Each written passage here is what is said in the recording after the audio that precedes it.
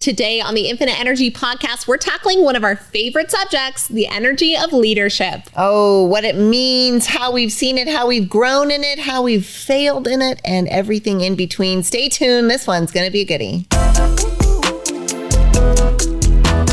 Hi, we're sisters Kay and Shai, and we're the hosts of the Infinite Energy Podcast. We believe that everyone has the power to live a more energized, optimistic, and fulfilling life. In every episode, we share tips and techniques for harnessing your own power and creating the life you deserve. Get ready to ignite and discover the limitless power of infinite energy.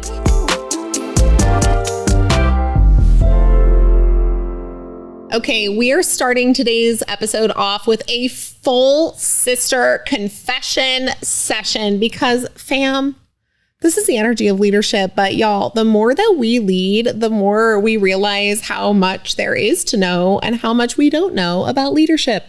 It is so hard. So hard. It might go like parenting and then business ownership and then leadership right under it. And like all of those bleed quite a bit, especially in a family business. So they're all three difficult things, right? But leadership is one of those things that is, historically speaking, kind of brand new to look at, right? Like there hasn't really been this like study of leadership in the historical ages, right? It's about 100 years old of actually studying leadership. Otherwise, it was military leaders, it was rulers, it was kings, or when you didn't need to study it, it was just people who were in charge, and they led the way that they led, right? And so now it's neat that we can even be at the place where we study this subject, but it is subjective, it is difficult, it is deep, and it is just getting started. It is just getting started. In fact, Shyla and I have the pleasure of teaching culture and leadership at the University of Nevada, Reno. And in our leadership class, we talk a little bit about the evolution of leadership and how the study of leadership has even emerged. There was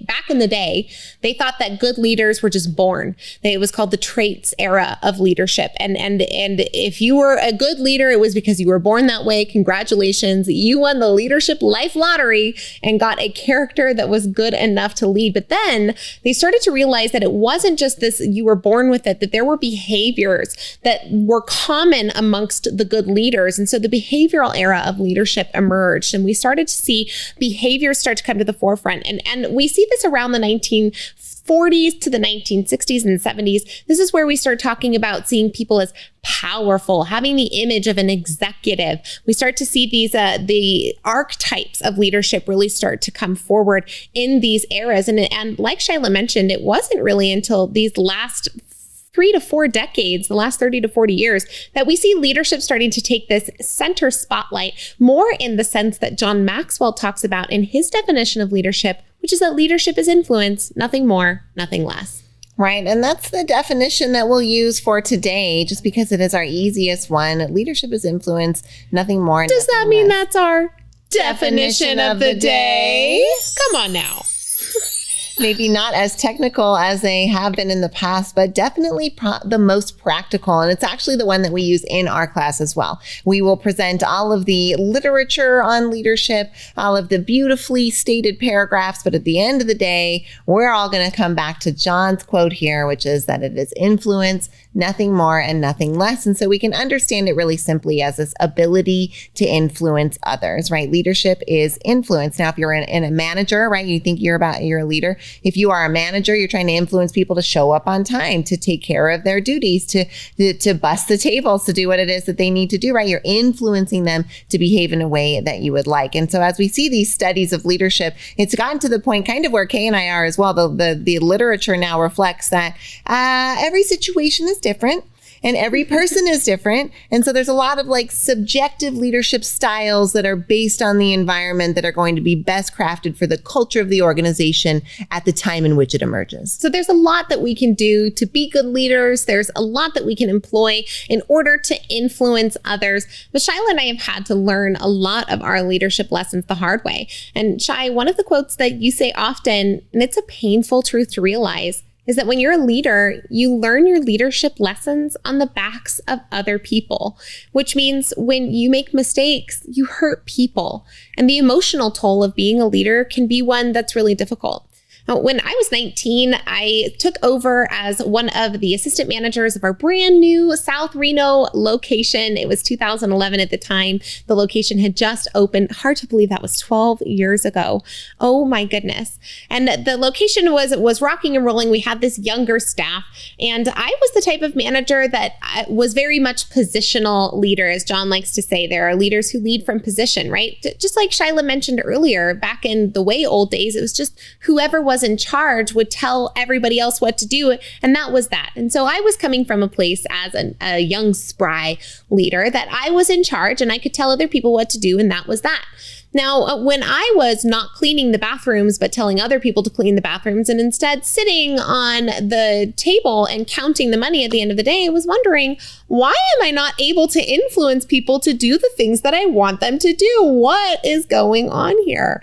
Now, there wasn't a perfect method or a perfect book or anything that came through. What happened was I got transferred to a different store and put under a more mature leader. And this more mature leader, the first thing she said to me was, before you ever count the money, make sure that you get out there and do one chore that you wouldn't want to do and that you know other people don't want to do either. And so every day I would find something that I would know that other people would not want to do, like scrub behind the bus tubs, pick the gum off the bottom of the tables. But what ended up happening is that every day when the people that I was leading saw that I was willing to do the tasks that were the things that they wouldn't want to do, it meant that when it was time at the end of the day for me to sit down and count the money, and it was really time for them to go clean the bathroom, they had no qualms about doing the task because I had created a level of influence through that connection. Now, this was a leadership lesson that I had to learn, but one that I've never forgotten,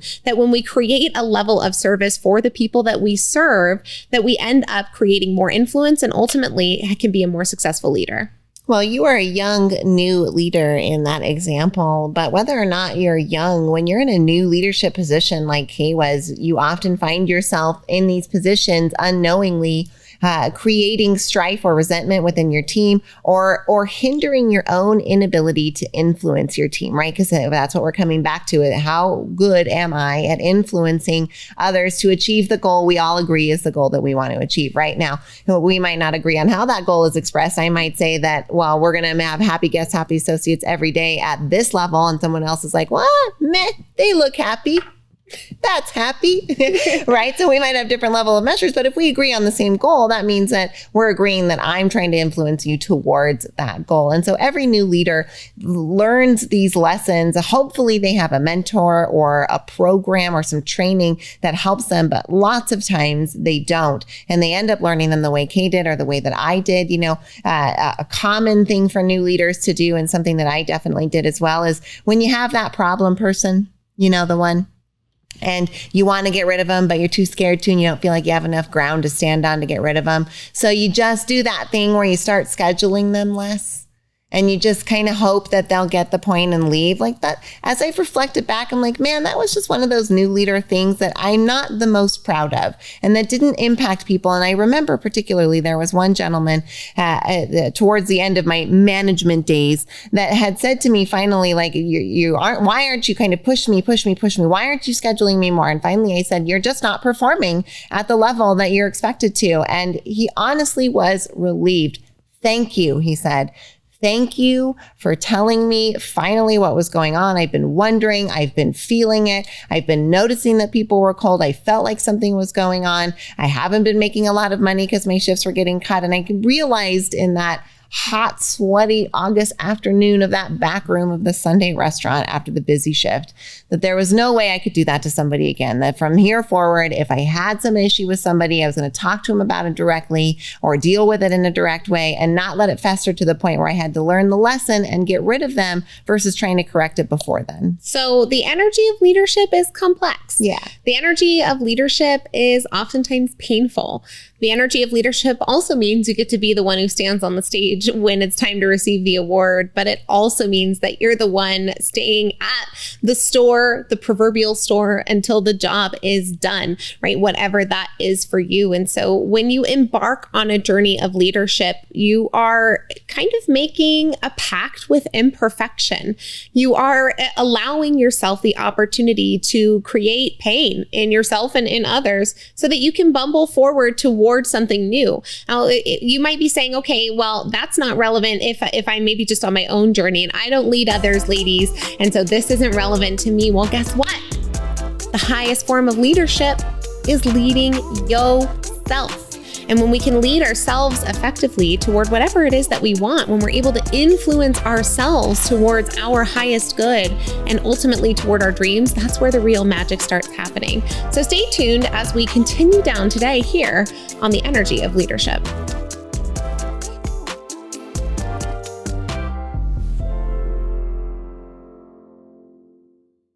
One of our proudest business accomplishments is what we've been able to do with Squeeze In franchising.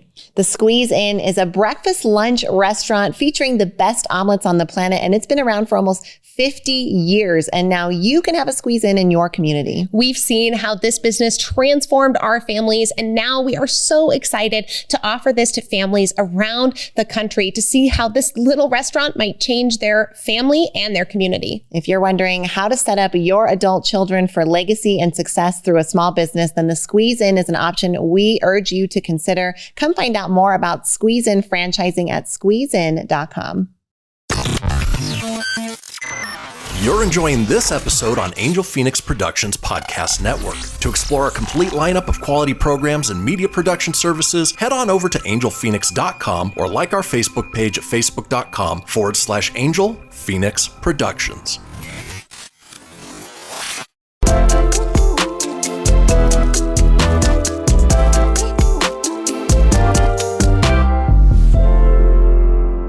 Well, it is true what they say that the hardest person to lead is yourself. And so I'm glad, Kay, that you brought us home with that, just that reminder when we think about ourselves, well, I'm not in a management position or my career isn't in leadership. We are all leaders, absolutely, in our lives in different capacities and in different ways. And again, having to lead yourself is the hardest one. So even if your only job is to lead yourself, you've got a full-time leadership job that you might want to invest into understanding a little bit of how you can influence yourself better. Because my guess is you'd like to influence yourself to do a little more, to be a little more, to have a little more, to go a little farther, to express and to live. And so in order to do that, you've got to get yourself to take some of those actions, which means influence yourself, which means lead yourself, which brings us right back here to talking about the energy of leadership. So how do you become a more effective leader? What qualities can you stoke inside yourself to help yourself become more effective at leading others and leading yourself? Because remember, that leadership umbrella is a wide one indeed when it comes to life. Now, let's talk a little bit about some of the qualities of an effective leader. Now, one of the ones that is, I think, probably the most important is a good vision. Now, a good leader has a clear and compelling vision for the future. They can articulate a well-defined purpose and direction that motivates and inspires their team or organization. But I also want to reflect this down into the leading of yourself, because if you don't have a quality, clear vision of your own future, if you don't know what you want, you can never get there. Right? But this vision piece is one that's so easy to understand and yet sometimes so hard to hold on to and to grasp. And so we can say, oh yeah, vision's important. I'm just still working on mine right now. Right? Well, get a little bit of clarity so that you can help compel and influence yourself forward towards that vision. Now, the second quality we want to bring forward is the quality of integrity. And what that really means is, the way Joseph McClendon III says, is doing what you say you're going to do, keeping the promises to yourself and to others. That integrity piece being one of those pieces that those who are celebrated as good leaders tend to have. They have a high level of integrity. Their ability to have a high standard and to set it and to meet it for themselves and others. This is one of those pieces that we see when those are elevated into leadership positions without high integrity. If for lots of us, that's a real big disconnect. disconnect and a big turnoff. Integrity is not a quality that you have or you don't have.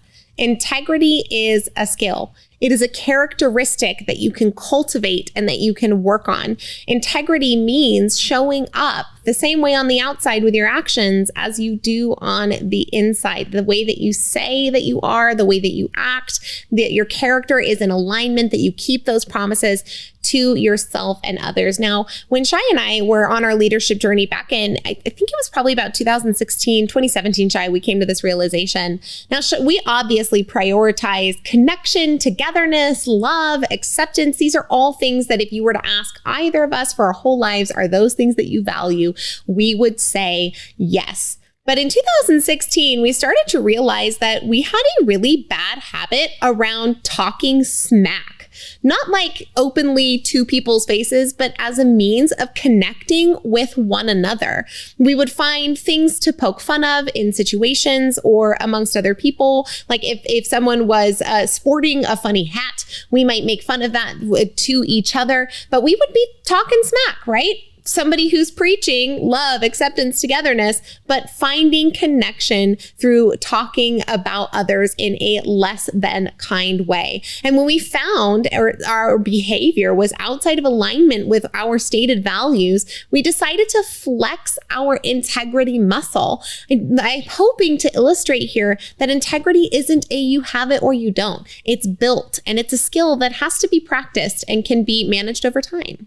Right. And even though you may value something like inclusion and positive talk, you might not always be demonstrating that. Integrity is just simply understanding, I think, when you find those places in your life and you shine the light on it, that you say, I am willing to make a change and not to continue to justify that behavior. And it wasn't something that we are proud of, but I am proud to say that we've come so far from there that even when others try to now connect with us in terms of maybe putting someone down or making fun of someone, we are vastly uncomfortable with it. And we'll usually pretty much just start defending the person, maybe having some inclusionary statements, trying to find some brighter sides to that perspective. So it's been a really cool thing to watch that transform in us. And if that's maybe stoking in something for you, we hope that you'll follow that thread as well. Another characteristic of a leader that may interest you is the characteristic of emotional intelligence.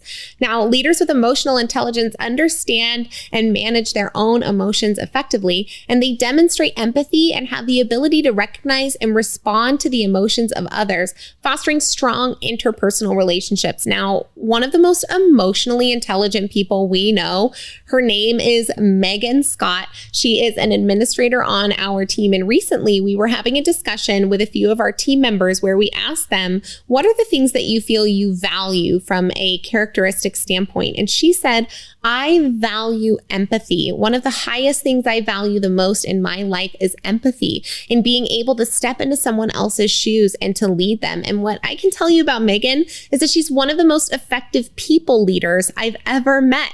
Whereas Shyla and I are really good people energizers, people inspirers, people influencers. Megan is an incredible people leader. And it's because of her level of emotional intelligence and her prioritization of the value of empathy that allows her to so easily connect with and lead others. What I loved about that conversation that we got to have was asking our core four, as we like to call it, what are your top two values in reflection of what you do daily, right? So not what do you value conceptually, right? Like Kay and I would say we value inclusion, but what are our behaviors showing in 2016 was not congruent with that.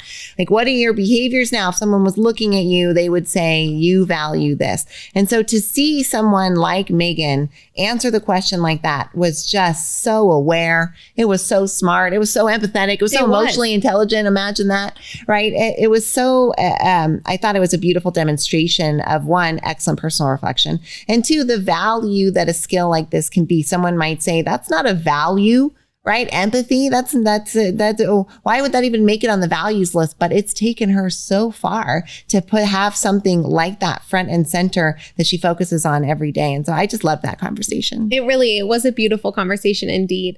Now, the next quality of a leader we want to bring forward, and Shyla, this is one that you demonstrate very well. This is the quality of decisiveness. A good leader is capable of making timely and informed decisions. They weigh the available information and take responsibility for their choices. Now, Shai, you are really good at making decisions. And I think oftentimes it's because you seem like you're just not afraid to actually be the ultimate one to make the decision. But talk a little bit about your decision-making philosophy. Yeah, all of these are qualities and skills that some of us will feel very strong in others areas and very weak in some.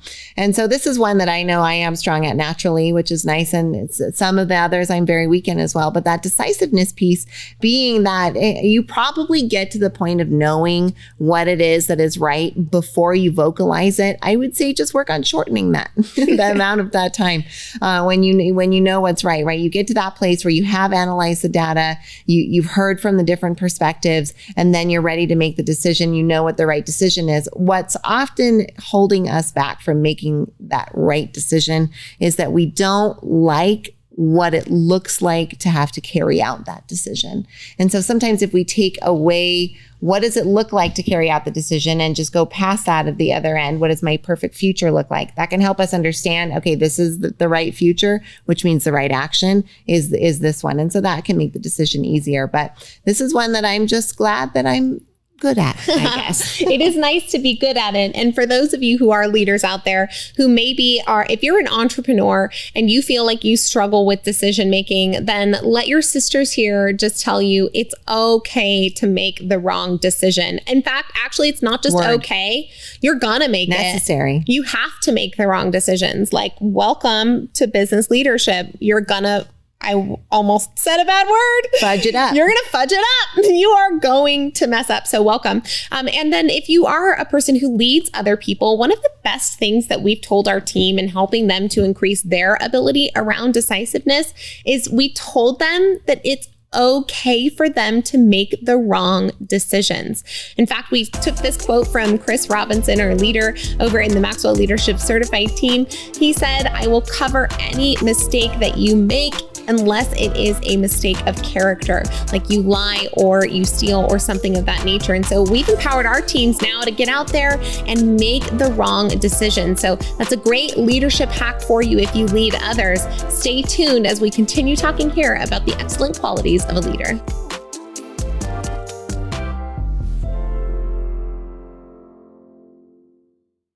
We're talking leadership this week, and one of the organizations we are so proud to be at the helm of is the Neuroencoding Institute. We got to co-found the Neuroencoding Institute alongside Dr. Joseph McClendon III, amazing world-renowned neuropsychologist and incredible mentor and teacher. If you're at all interested in learning more about what the Neuroencoding Institute does and what it can do for you, please visit neuroencoding.com. You're enjoying this episode on Angel Phoenix Productions Podcast Network. To explore a complete lineup of quality programs and media production services, head on over to angelphoenix.com or like our Facebook page at facebook.com/Angel Phoenix Productions.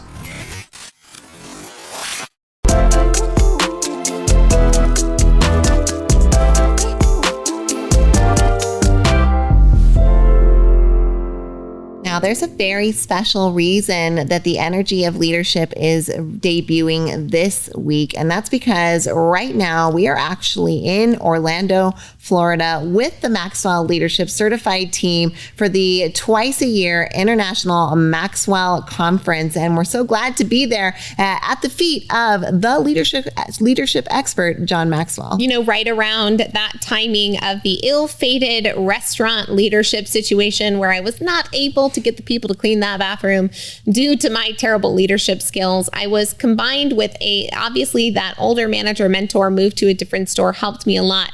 But I also at that time encountered one of John's books, The 21 Indispensable Qualities of a Leader, that introduced us to Maxwell and his teachings, and it ended up being the gateway for our family's involvement with John and the Maxwell team. And so the leadership principles that he's taught have literally helped us to transform our business. You know, in fact, the very first time our mom ever went to one of the conferences, she came back and she was so different. We were like, uh-oh, Mom joined a cult. It really felt like she had joined a cult because before she left, she kept saying it's got to be processes, systems, and efficiencies, processes, systems, and efficiencies. And then 4 days with Mr. Maxwell, and she comes back and goes, ladies, it's people, systems, and efficiencies. And we're like, well, duh, right? And with a couple of millennial daughters who've been trying to advocate for culture and all of these things, but we needed her business acumen to get us where we were. And then it was time to bring in this piece so that we could elevate our business to the next level. And that piece was the leadership piece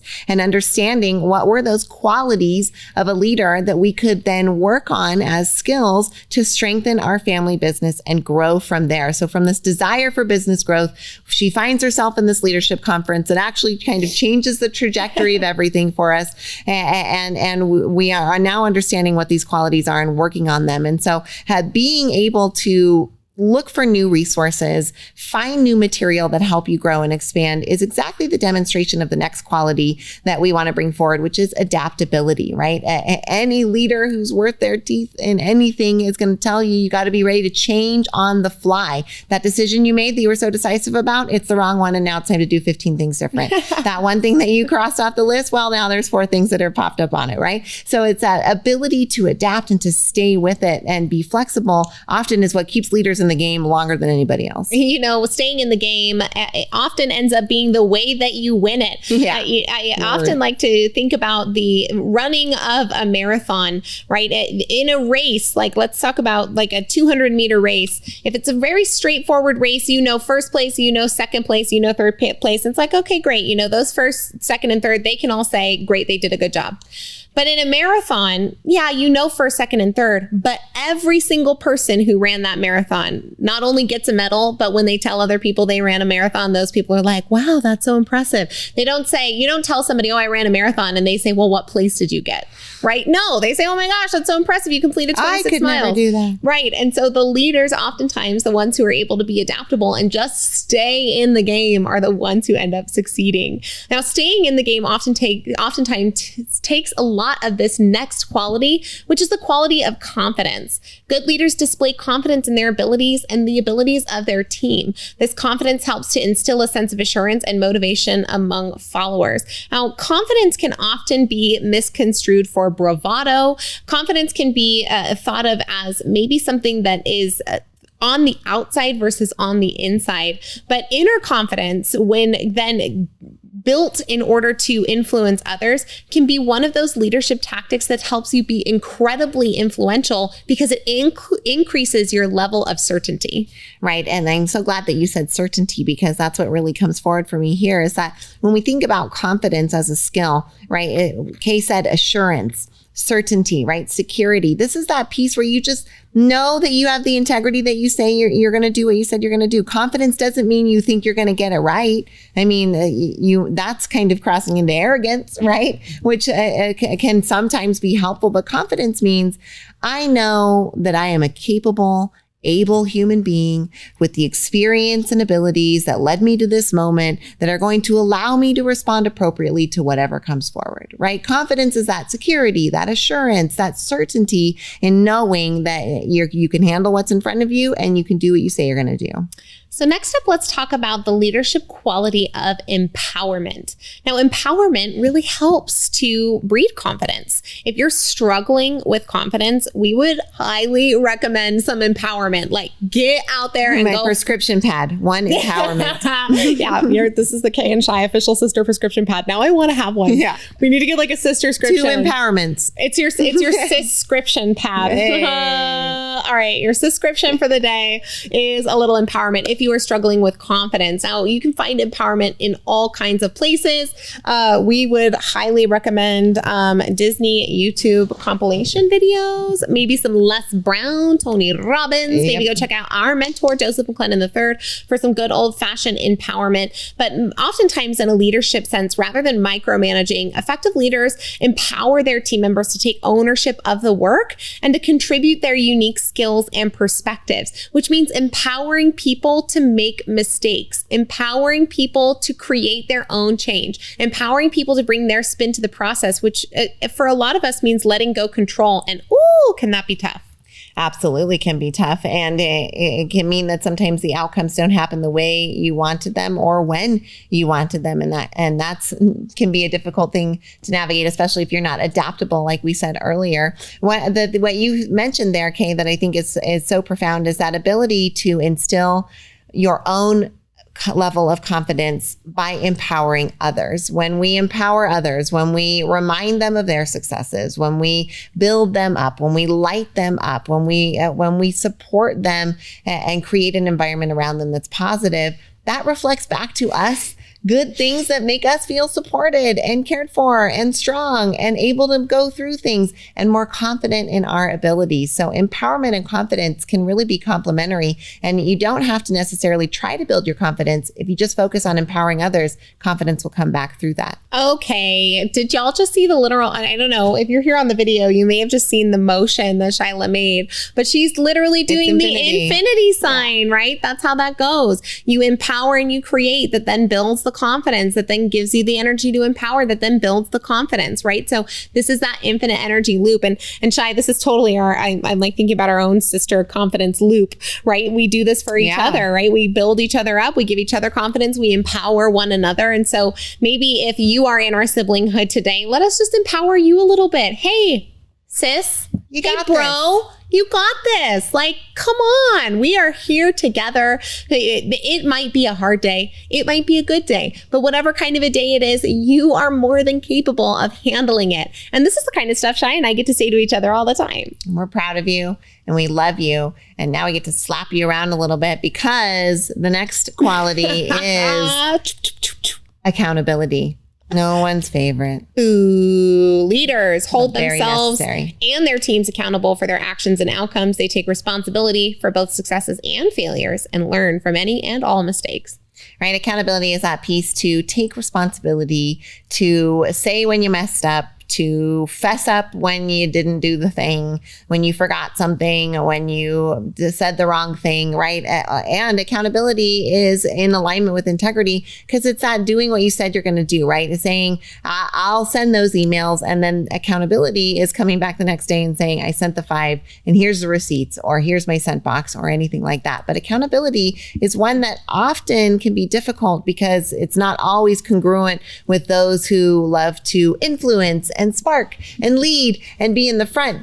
Sometimes accountability can be tough to manage with that. Oh yeah. Holding yourself and others accountable sucks, right? Like it sucks. Like it's not fun to face yourself in the mirror when you haven't done the things that you say you're going to do. It's not fun to sit down across from somebody else when they haven't done what they've said they're going to do, and you, the leader, have to help hold them accountable. And so it's like Shyla said, can be the challenging part for maybe some of us who enjoy a little bit more of that sparkle, but ultimately it helps to create the final trait that we're going to talk about here, which is one of the most important traits of a leader, which is that of resilience. Now, leadership can be demanding and challenging, so good leaders demonstrate resilience and perseverance in the face of setbacks or obstacles. Because just like we talked about earlier, leadership is really about running that marathon. It's about how long you can stay in the game, how well you can learn from your mistakes, and ultimately how well you can get back up again when you've fallen. Well, I think that being resilient is something that all of us can cultivate a little bit more of. And though we are sad to be at the end of this episode with you, we are working on our resilience in burgeoning our excitement for the next episode and time that our family is together. We hope that you've enjoyed this episode. Know that it comes at you with so much love from your sisters, Kay and Shy. Go like, subscribe, and share. Thanks. Bye.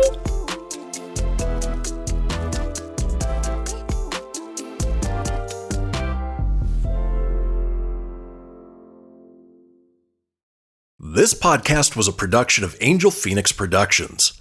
Explore more episodes of this show or other great shows on the Angel Phoenix Podcast Network by visiting angelphoenix.com. The views expressed in this show do not necessarily represent those of Angel Phoenix Productions or its advertisers and may contain language that's unsuitable for younger listeners.